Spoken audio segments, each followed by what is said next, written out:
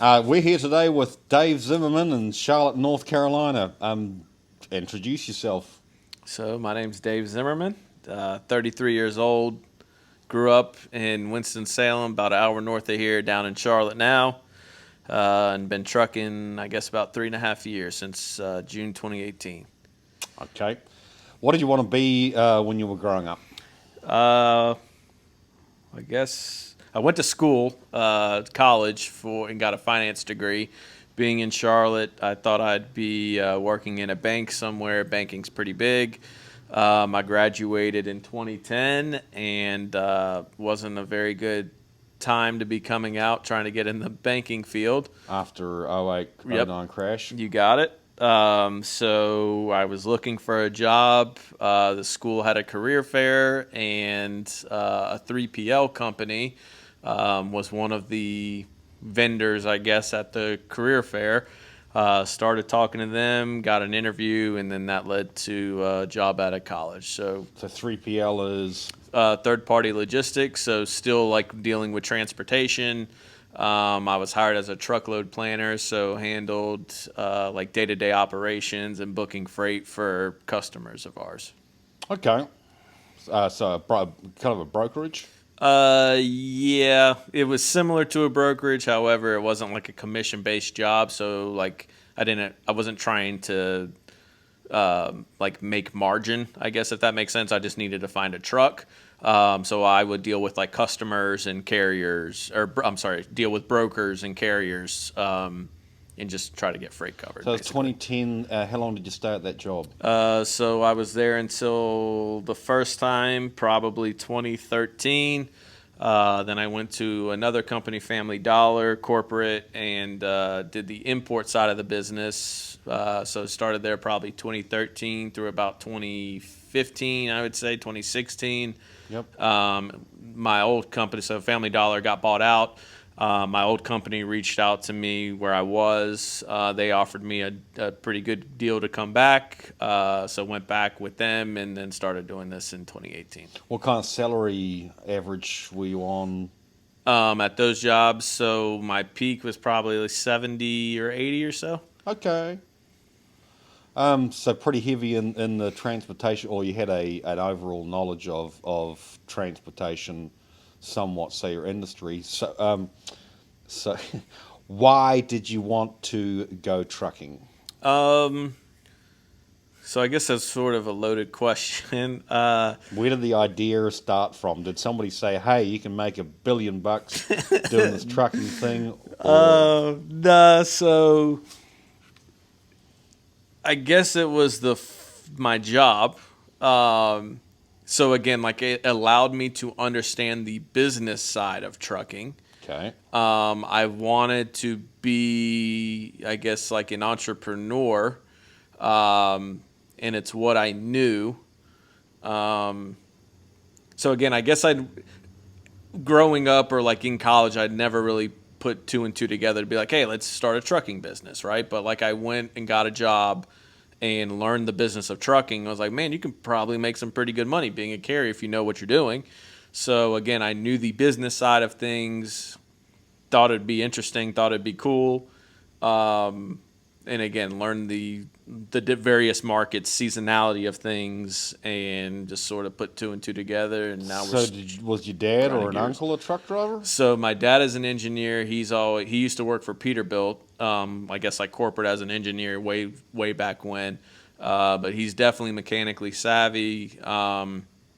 Tinkers around with a bunch of stuff and things like that. He's got a 387 Peterbilt 387 that he's got, and like takes with him and is a camper now basically for him. So again, he's familiar with it. He's savvy with that kind of stuff. So he was definitely a good resource and a critical part of getting But started. no other truck drivers. Correct. In Never the actually family? pulled a load or anything like that. Okay.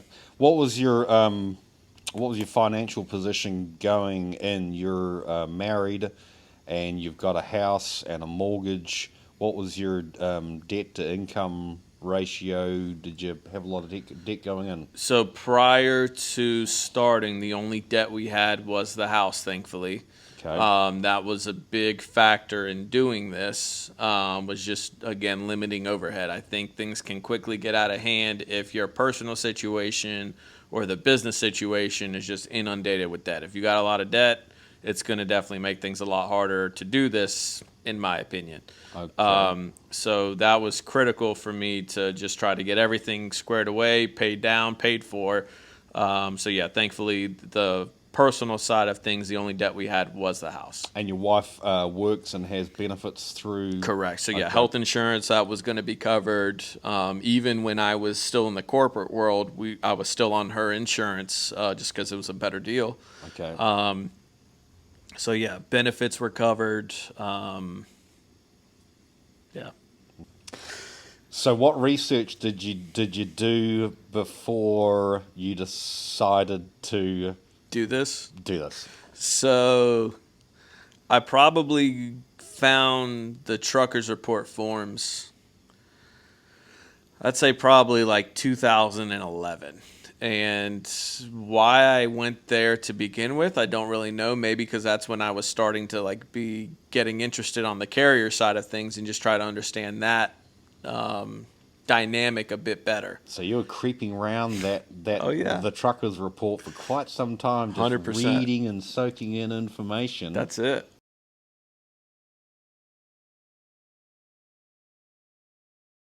That's Okay. it. So yeah, I've been again on and off for a while. Would just read a whole bunch of different things. I guess initially when I was considering doing this the first time, I was initially thinking of doing like a hot shot. So getting like a 1-ton pickup Okay. and like a 40-foot Gooseneck. PJ or Yep. whatever manufacturer, I think it's PJ, but whatever manufacturer makes those 40-foot gooseneck trailers. Okay. My thinking was like, all right, I'm not going to be like a trucker, but like I'll be a trucker. Yep. I guess You'll be transporting, you'll be hauling. Exactly. But then I was thinking about it, and I was like, well, if I do that, like I'd be pretty limited in what I can do. You know, like it's a pretty Specific niche. right. I wouldn't say specialized, but it's I think you limit yourself in what you can legally haul. Right.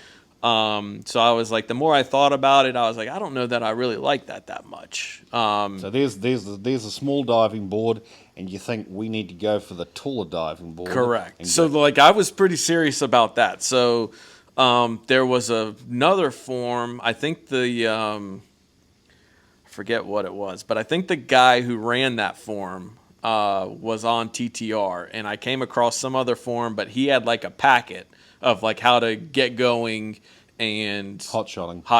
basically. So it's like, all right, get your authority and do this. So it was probably like $100 or something, but it came in like a little manila folder, had a bunch of different resources and everything else. You paid for it? Well, I got it as a gift, I think. My Okay. dad got it for my birthday one year, like again, 2011, 2012. So like way Oh, so your before dad anything was actually happened. kind of behind this too. Yeah, he thought it was interesting. Okay. So he was like, I've considered being an owner operator previously, but never actually had pulled the trigger. Right. So this was, at this point, even the closest we had gotten to doing anything. Again, still valuable and relevant information, even if going with a big truck, because again, like getting your MC number and lot like of the crossover process. there. Right, exactly. So again, valuable information, good information. Probably didn't need to pay for it looking back on it, but it is what it is now. $100, who cares? Right, exactly. So yeah, but I think I was creeping around TTR, looking at that kind of stuff. Found that guy through TTR, I think, and then again started thinking about it, and again been going on and off to TTR for years. And then you had started your thread. I guess that was what 2014, 2015, or something in that. 2015 when I first got into it. So I remember being in my cubicle at Family Dollar and just like reading, like literally I'd read like 40 pages of your thread, and it was like, man, this is awesome, you know? So yeah, like reading your You must thread. have been really bored. Well, yeah, I mean, but I would just, again, like I was still researching and interested in like, in that side of things, you know, Right. like I thought it was cool. So yeah, I would just like literally read pages and pages and pages of forms. And then started looking for a truck. I'd send my dad links to like various trucks on truck paper. Yep. And again, it was just sort of the timing of everything worked out perfect. When you had listed your T2000 for sale,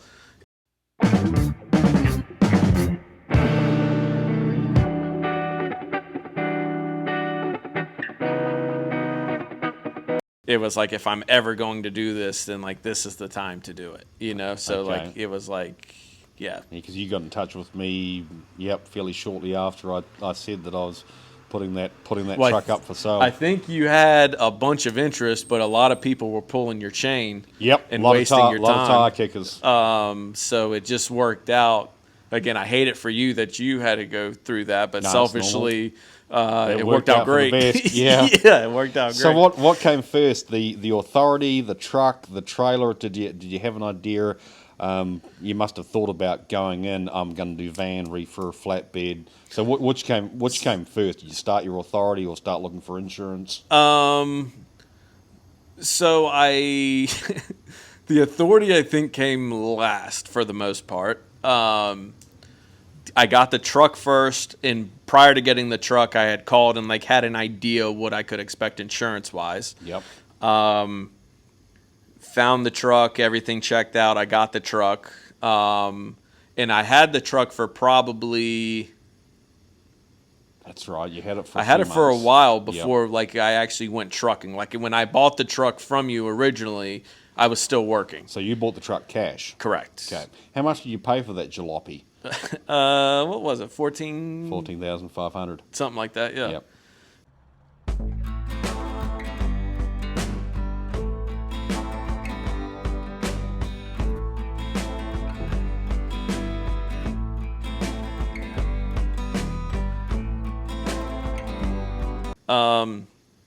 So again, very fair price. It's been a great, reliable truck. And buying cash, it can sit in the driveway, and you're not under that pressure. Exactly. This thing's Get got to be everything moving. else. Got to be moving. So Right. did you buy the trailer next, or start your own authority, or?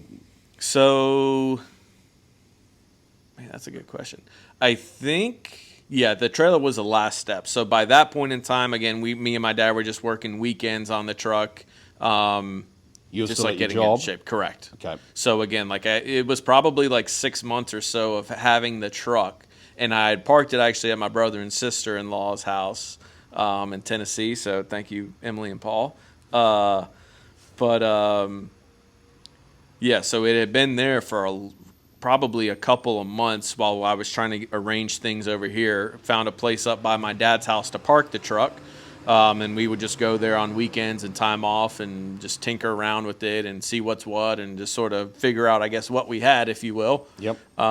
Did you pay for your insurance up front, or did you go installment? Yeah, upfront cash. Because Oh, really? Initially it was with I was able to get a discount with it. Yep. And I think by paying it in full saved like $1,500. So yeah, I going into this, I had money set aside to pay insurance in full.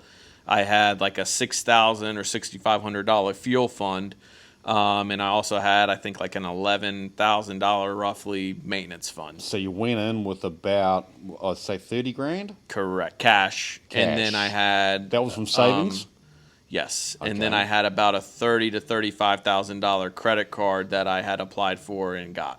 Yep, that was the same way I did it for the backup fund. Correct. Yep. Just like, okay, I'm out of cash now, what type deal? So even when you Emergencies. pulled the trigger on the insurance, you had the cash there to pay for it, so there wasn't immediate pressure like, Correct. I've got $16,000 a year to pay for insurance. I've got to get trucking. Right. Okay, so you actually kind of smoothed into it pretty good. Wasn't necessary. I wanted a Kenworth or Peterbilt. I guess. Hold on one second. This is ridiculous. Oh shit. Hold on. Hey Janice, how are you? I'm good. I'm good. Sorry I missed your calls there. I'm assuming you're calling about that Florida run. Well, I'll save it for you for now. Okay, that works. But yeah, if I hear anything different, obviously I'll let you know as soon as possible. But I'm fairly confident we'll be good for it. Okay. Does that work? All right. Mm-hmm. They got you in the office today, or are you working from home? No, we're working. We're loading, finishing loading. I got you. So when it came to buying the tractor and the trailer, why did you decide on new or used? Starting with the tractor, the Kenworth T2000 and 2001 model. Yep. With an N14. So why?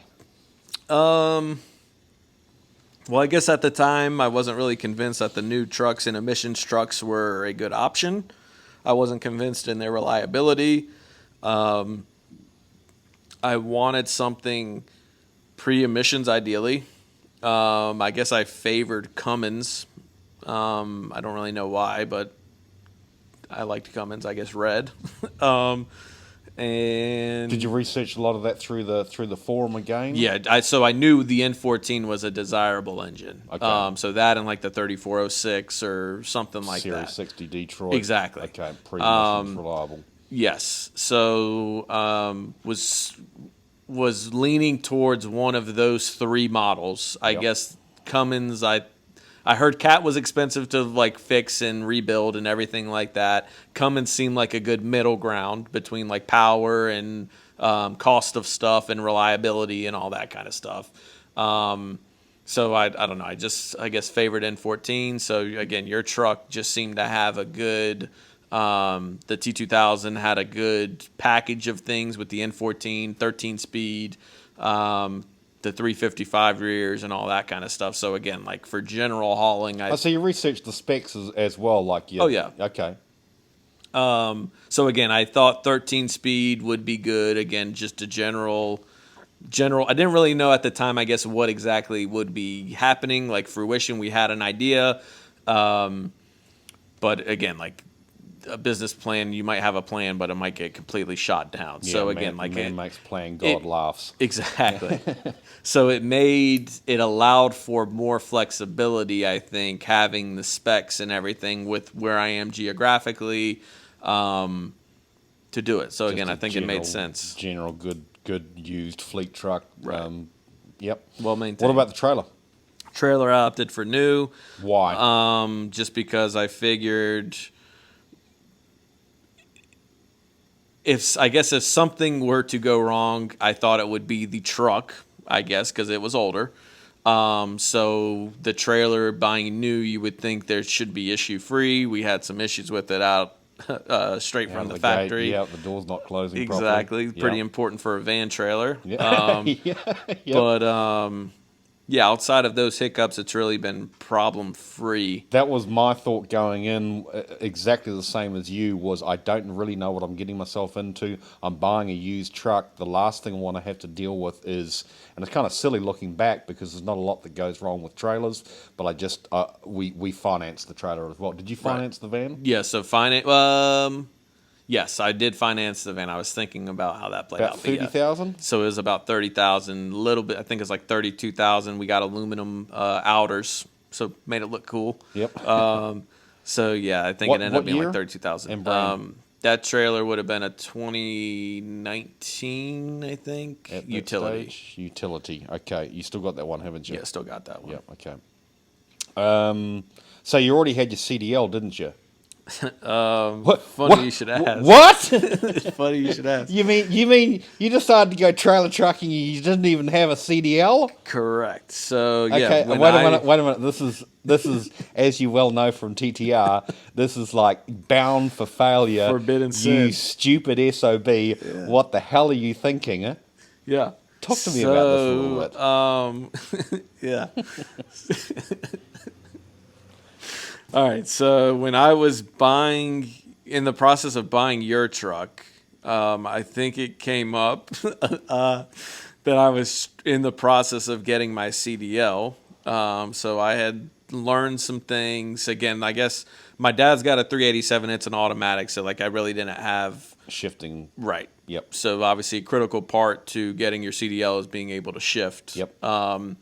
So I took some tests, went to the DMV, got my permit, no problem. Again, that's just sort of memorizing stuff, and I knew that kind of material, I guess. Yep.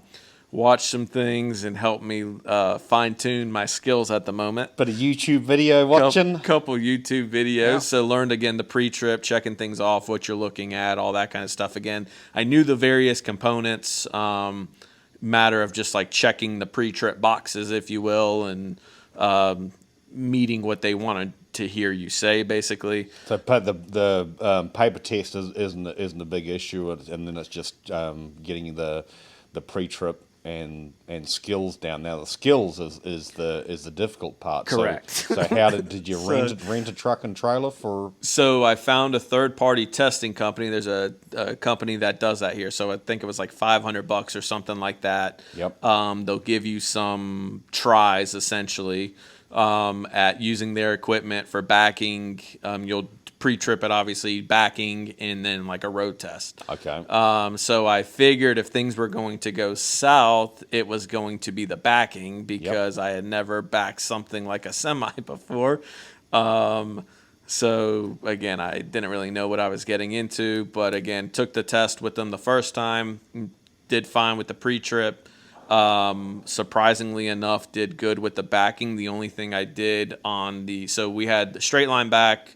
You had to do the offset back. Yep. And then like an alley dock, so like a 90. Yep. The only thing I did on the 90 was I went back too far, so like would have hit a wall or whatever boundary. They wanted you to like get the ICC bumper between like two cones, and I just went too far. Okay. So but failed that one, or you got it, or you got passed? that one. That was the only thing I did, was just went a little too far, so it ended up being like 2 points, and you were allowed like 8 points or something. So whammo, you've got your CDL. Yeah. So I was thinking, man, this is going great. Cool. You know, like I'm gonna drive to Missouri and go get Blair's truck. You know. Well, you didn't. You hired a towaway company to cut to. Well, this is why. So I did. Well, you came up, and we. Back up a little step here. What I thought was really smart about you is that you paid me to run it down to Freightliner in Joplin and have it run on a dyno. Yep. And so dyno test and pre-trip inspection. Right. And did I pull I had all samples that I could give you, so that was covered. I had maintenance records. Yep. And again, from your form, I knew it was maintained and everything. So obviously that was a bonus. So pause here is I've got a thread on TTR that's been running since I bought that truck, and Dave had been creeping around my thread. So he basically knew everything that I'd done to that truck. So I detailed it in that thread and spent, I don't know, $40,000-$50,000 on making sure that truck was well maintained. So you knew that going in. So it was kind of a slam dunk buy, wasn't it? Correct. I mean, again, like that's why I said, like, if I was doing it, this is the time to do it, or it's never going to happen. Right. So you came up, and I remember taking you for a drive and giving you some shifting lessons. Yes. So yeah, again, like, so going back to the testing, I did my road test and could barely get out of the parking lot, basically, and got maybe a mile down the road, and the instructor was like, man, you're going to have to pull over. Like, I'm going to have to drive us back, basically. So I called you and was like, Blair, I don't know what I'm going to do. Like, can you work with me? I think I'd like put like I put a deposit down, but like gave another deposit or something to assure you like I was coming to get the truck.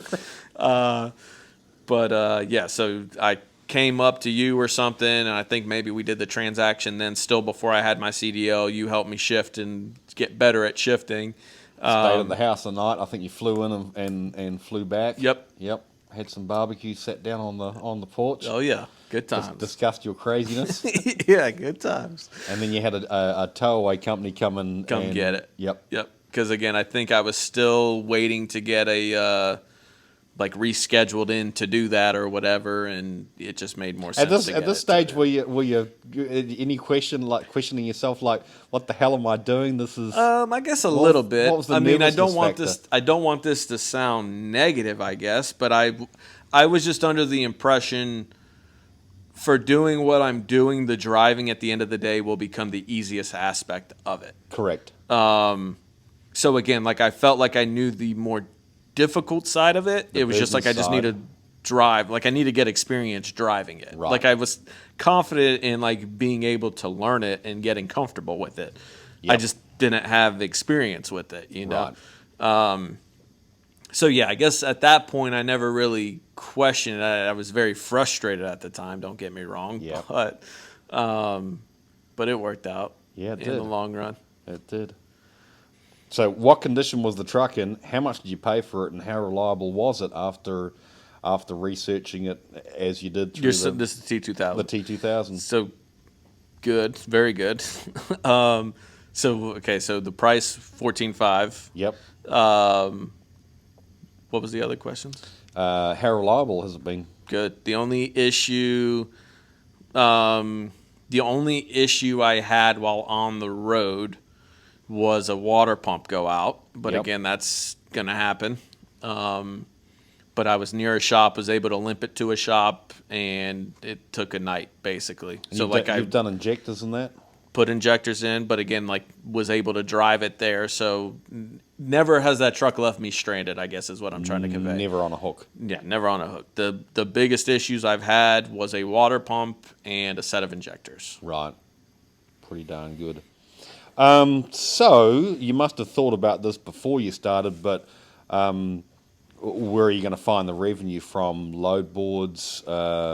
Where's the work coming from? Dealing with brokers? Did you have any new authority issues as a new authority? Cash? How did you handle your cash flow? Did you use factoring and accounting?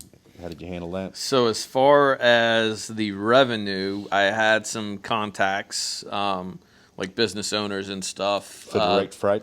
Correct. Okay. And then, which actually didn't really pan out like I thought it might, which is fine. So I guess got a majority of the stuff from load boards, DAT primarily. Again, I was familiar with negotiations from research and just like having done the business side of it previously.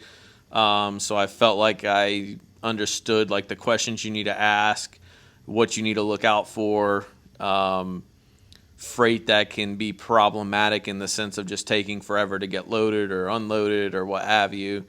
So again, like I had a decent idea as to like what key things I should be hearing to be like, okay, yeah, this is going to be decent, or like, yeah, this is going to be a nightmare and you don't want to do this. Yep. Any brokers that, any places that wouldn't work with you? 100%. Okay. So initially, I'd say the first 30 days is pretty tough. Yep. You're going to have to either, I think probably like TQL, which honestly very rarely did I ever work with TQL. I think some of like the big mega brokers will mess with a lot of new authorities.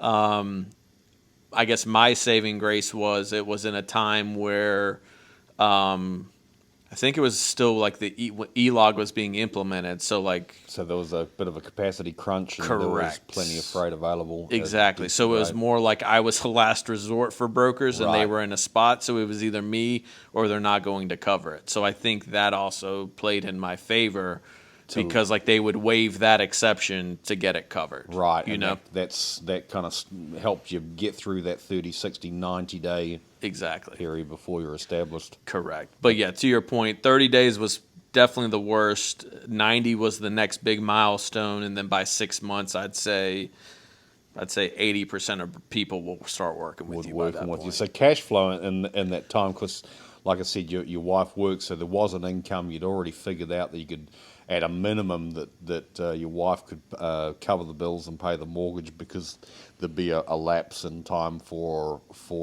revenue coming in. Did you ever have any issues with cash flow in the first, say, 6 months? No, not really, thankfully. Again, the wife obviously having a job and income, that helped tremendously.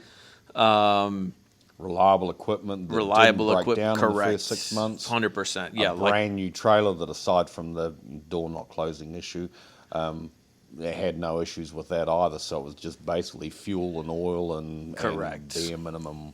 Yep. Get you through. Okay. So, wow. Of course, we're in Charlotte, North Carolina, and I haven't been out here for a little while, and these people out here are knucking futs on the roads. If it were me with a new CDL, I would be terrified out in this. In fact, it still scares me now. How did that go for the first couple of months learning? Because you're basically learning to drive on the go.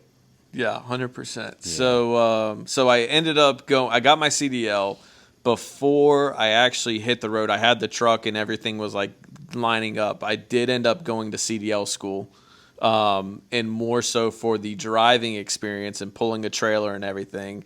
My thought process was I'll pay a little bit of money and tear somebody else's stuff up before I hop in my stuff where I have to pay for it. Yeah, how much did you pay for the training? So that ended up being, how much was that? I think it was like $3,000. I mean, it was a pretty hefty amount. For how long? It was 4 weeks. Okay. So it was like, I guess you would call it a mill.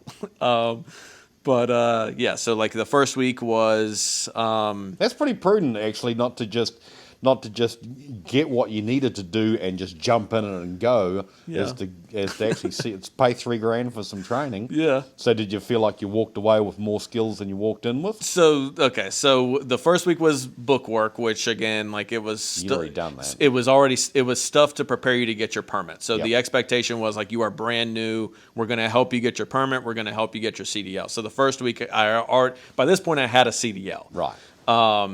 So the book work really didn't benefit me. You did logs every day, so that was sort of cool Okay. to like apply that, I guess. The second week was backing, and then I think week 3 and week 4 were like actual road tests. Right. So one of the nights you had to drive at night, so that was sort of good experience to do there with somebody who knew Yep. what they were doing. And the other times we would drive during the day. So it allowed me to get practice shifting and driving with the trailer. We stayed right around like the metropolitan area, even driving through like the heart of downtown, like literally like on city roads. Yep. So again, like that helped boost my confidence in the sense of it allowed me, I guess, to see how the real world will be when it's just me. Yep. So like making turns, taking up all the space you can, even if you don't necessarily need it, I guess, but it's Commanding traffic. exactly. So like there were instances we would have turns and you would be like facing a car in a turn lane trying to go in the other direction, but they would have to back up for you to make the turn. Yep. So again, to your point, like sort of commanding your position in traffic. Pretty To good. do Pretty what you good. have to do. Real world. 100%. What was the name of the school? Transtech. Transtech. Okay. So yeah. So again, I think all around a good experience. You'd recommend them? I think all in all I would. I mean, again, I think you get what you put into it, and obviously, like Yep. I had the end goal in mind of like I already had the equipment basically, so it's like I knew what I was doing. Yeah. So like I could ask questions I could apply to myself, knowing that.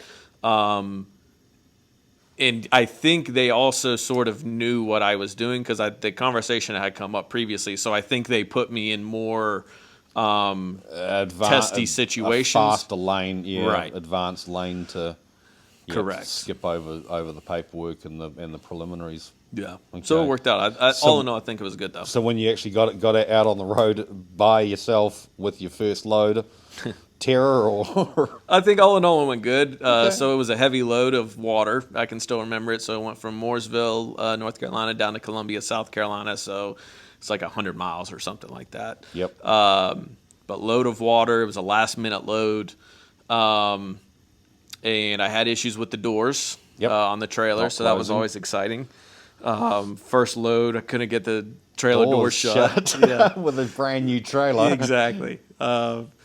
So yeah, like I had other drivers out there, and I was like, man, like I can't get these doors to shut. And like so, I had some like one of the drivers came out and tried to help me. He's like, yeah, these doors aren't shutting. So it made at least reassured me, like, yeah, I'm just not a complete idiot here. Yep. You know, like something is wrong.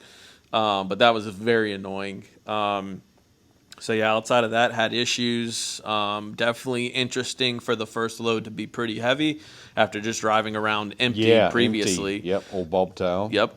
So that was an experience. But yeah, I think all in all, outside of the trailer doors, it went about as good as it could. Yeah, I think you Didn't hit nothing, and I remember you called Made me it. several times over the months. I think when you started to negotiate grades on how to Yep. approach. Did the CDL school teach you to how to go down grades? So and amount of Gs and no, brakes? so we never went. So the place I went, Transtech, has different locations. So they've got one in like Hickory, North Carolina. So I think that one would go to like Asheville and Black Mountain. Yep. And do that because that's probably like an hour away. But being in Charlotte, we did not do any grades. So that Grades, was okay. that had me a bit nervous. Yeah, I Initially. remember a few phone calls, but you know how to seek out the information before you That's it. get into dangerous I am situations. a prepper and a planner when it comes to that for sure. How your negotiation and your skill and approach with dealing with brokers always impressed me because I hadn't hadn't met you face to face till you came and bought the truck, but it always sounded like you were watching a comedy special or just laughing and giggling at something or smiling all the time. And so how does that work in with your approach to negotiating loads with brokers? I mean, I guess I don't really BS. I'm cordial with people, don't get me wrong, but I Yep. don't also BS around when it comes to that. Okay. With that being said, and then, again, maybe shame on me, it's just sort of my approach. I'm typically going to quote what I feel is a fair rate. Very rarely am I trying to just get a home run every single time. With that being said, I'm also not going to haul it for less than what I feel I need to do the run. Right. So again, I come with them with like a fair rate, and typically my first rate is going to be the rate that it is. So like if I'm calling on a load and I say $1,000 and they say, hey, we can do $950, I'll come down to maybe $995, but like that's it. Right.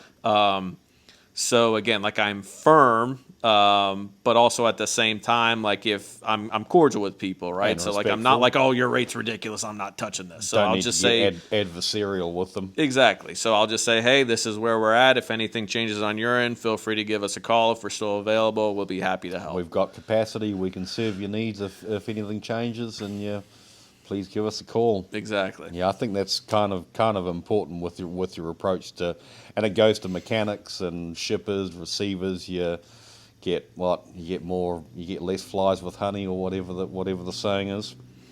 So, and you said you've been doing this 3 years, A little over. little over 3 years. Now we've come to fleet expansion. I think you said in the August, September, you bought another truck. Correct. So yeah, truck number 2. Yep.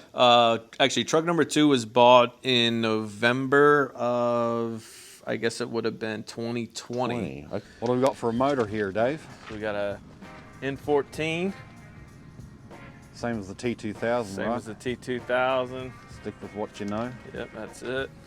How much did you pay for it? 27.5. Got it from Montana. I think the truck originally was down in Texas, from what they said.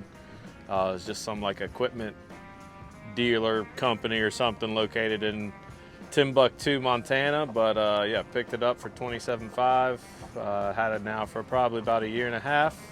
And this is truck number 2. Truck number 2. You Okay. got it. So did you have a driver lined up for it already? For this, a driver lined up for this one. Yeah. So my plan was this would be my truck, I guess, and then I've got a driver driving the T2000. Driving T2000. Okay. You got it. Okay. Oh, so that one sat around for a while. Did For you a buy that while. one cash? Yes, bought that one with cash. Yep. It's a 97 W9. Bought it in Montana. Yep. Same sort of specs as the T2000, which again, like, okay, if I'm growing a fleet, I'd like to sort of have interchangeable parts if applicable. That's got an N14 in it too. N14, 13 speed. So yeah, so again, that sort of was the tipping point on buying it. Plus, it's a W9, so that's pretty cool, I think. Now, what you got a hood? That's it. Now, why the wait from when you bought it to putting it on the road? So there was just a lot of things we felt we wanted to do to it. So Okay. like we did a whole bunch of electrical work to it, put like LED headlights in and like a CB radio and Of course, working all the time as well. So Exactly. There's only so much time. exactly, basically. Okay. Did you have work lined up for it? Yes. So by that point in time, I had established a relationship with the direct shipper, as well as some brokers that had consistent business. Yep. So it was to the point where my direct customer was looking for Extra capacity. correct and just more consistent capacity, but I also felt like I needed to service the other people, the brokers that I had been working with as well. So it was sort of like a double-edged sword and a fine line I was playing. Yep. The easiest solution was to get a truck and hopefully find a driver and meet the needs of both parties. Gotcha. Recently another one's come along, Daycab T600? 800. T800. Yep, 2005. Single screw. Yep.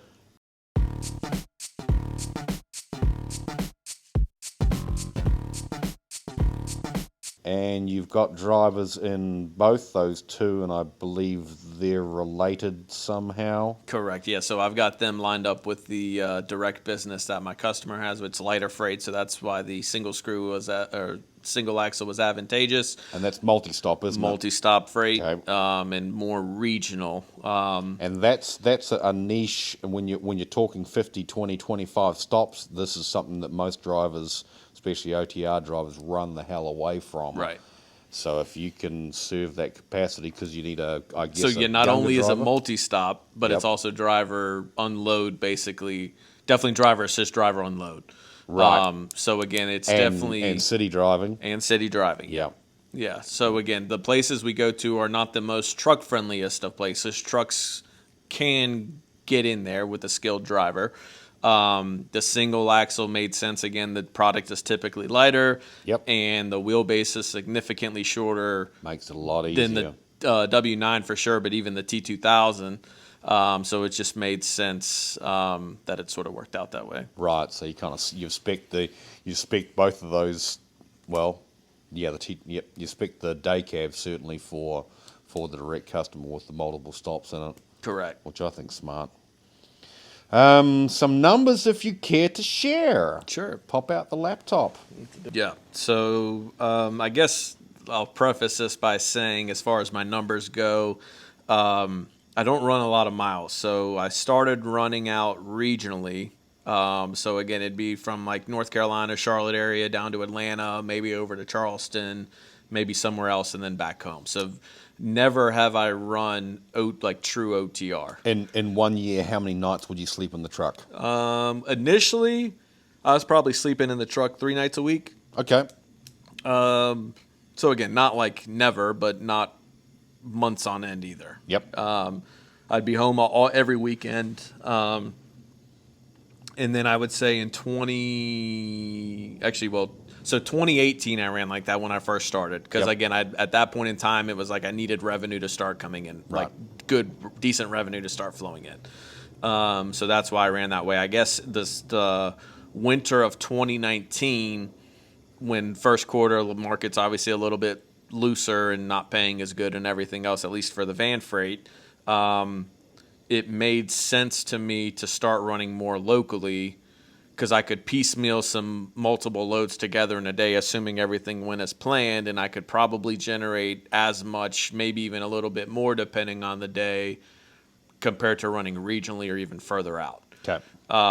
So again, my miles are pretty low. The revenue is also fairly low, but I think all in all, it's not terrible, I guess. Spit the numbers out. So 2019, we're looking at about a little under 35,000 miles. It was like 34,800 miles. Total revenue was a hair over 140,000. So that breaks out to about 403 a mile, all miles to in the truck. 2019. Correct. Okay. 2020. Before expenses. Before expenses. Yep. 2020, we're looking at about an increase in miles. So we're at 38,900 miles, we'll say. Total revenue on that is 150,000, a little over 150,000. It broke out to 386 per mile, all miles. Right. So this year, through the first 11 months, we're looking at about 375 a mile on about 78,000 miles. So The far. 78,000 miles encompasses all 3 trucks now. So this is What, only 2 trucks? through November and would only really be for 2 trucks. 2 trucks. Okay. And the second truck only been on for 4 months of that. Correct. The second truck would have done some loads in August, but was really rolling by November or by September. Well, I mean, by TTR standards, you're a complete failure. Okay. Just trying to survive.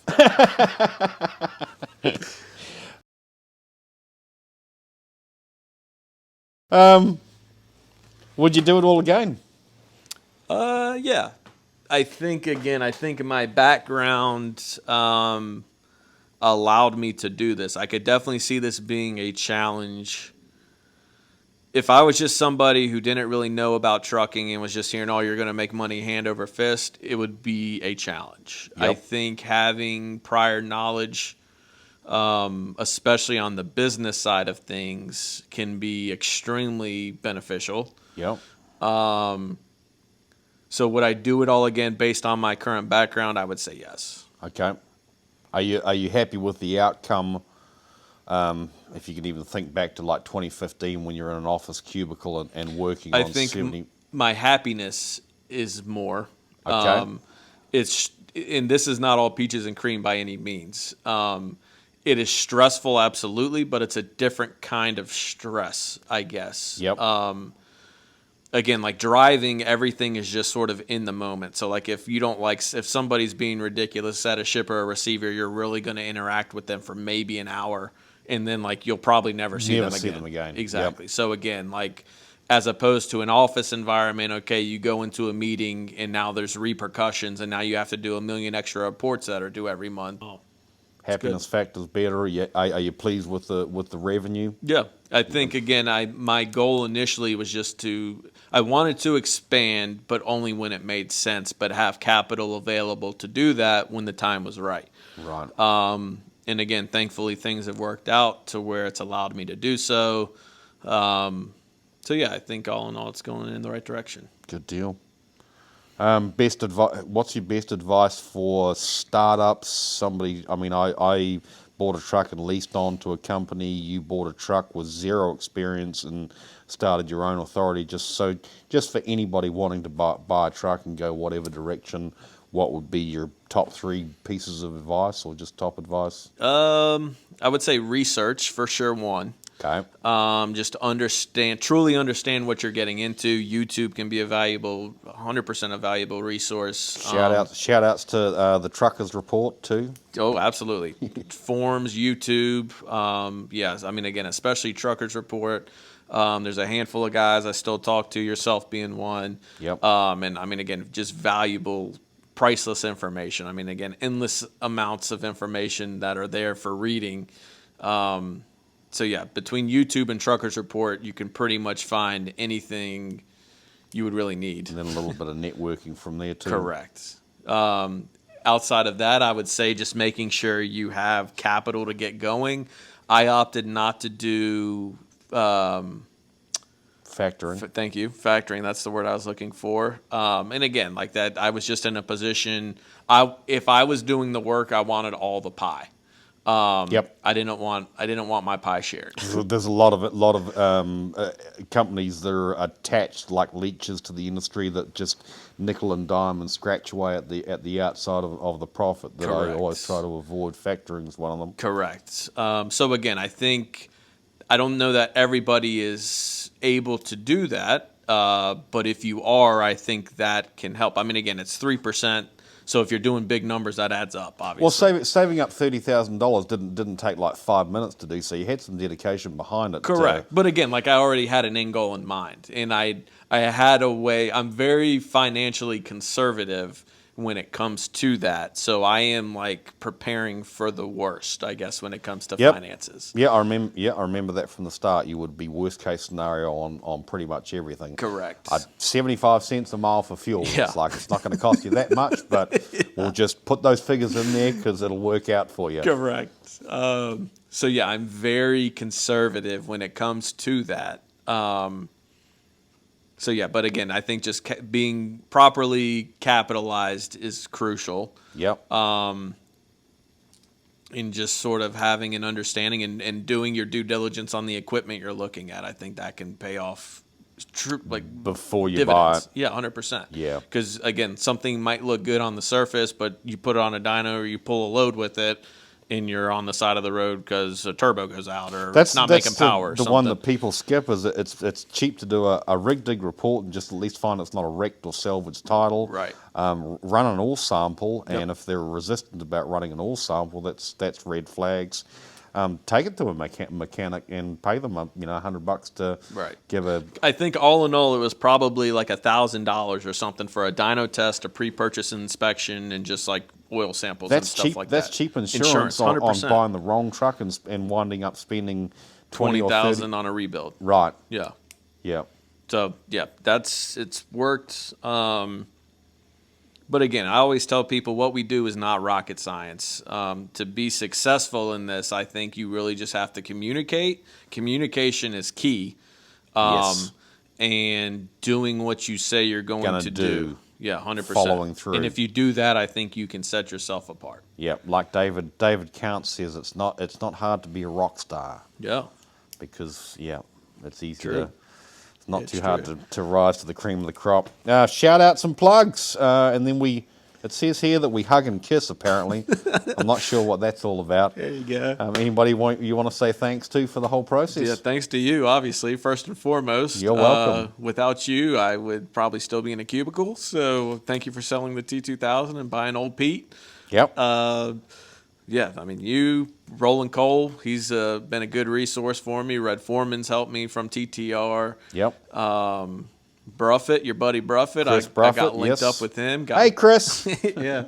I'm in North Carolina. We're not jamming this weekend. Cook your own dinner. Yeah, been good catching up with Bruffett and just sort of helping him through his process. And that was really good, actually, because you were only like 6 months or 9 months into it, but you helped Chris with the whole new authority, just those questions on what to do where. You know, and it was fresh in your mind what you'd done. For sure. It's a lot easier. And that's part of the trucking thing is kind of helping guys out with knowledge and just the process to doing things. Absolutely. And then Stacy from Texas. Stacy Dude? Yeah. Okay. Yep. You linked me up with him. I didn't realize you talked to him. Yeah. Okay. Hello, Mr. Beller. So he's a good fellow as well. But yeah, I mean, again, lots of good resources. Oh, that's my right. buddy, You my help- buddy Alfred. Can't forget him. He's my buddy with the reefer fleet. Yep. I can't even tell you how many times I called him out of the gate. I think there was one time at a shipment. Again, I was brand new to truck, like driving the truck and everything like that, and overwhelmed, not thinking straight at all. But it was one of those places, a receiver. It was a food distribution center, I think it was.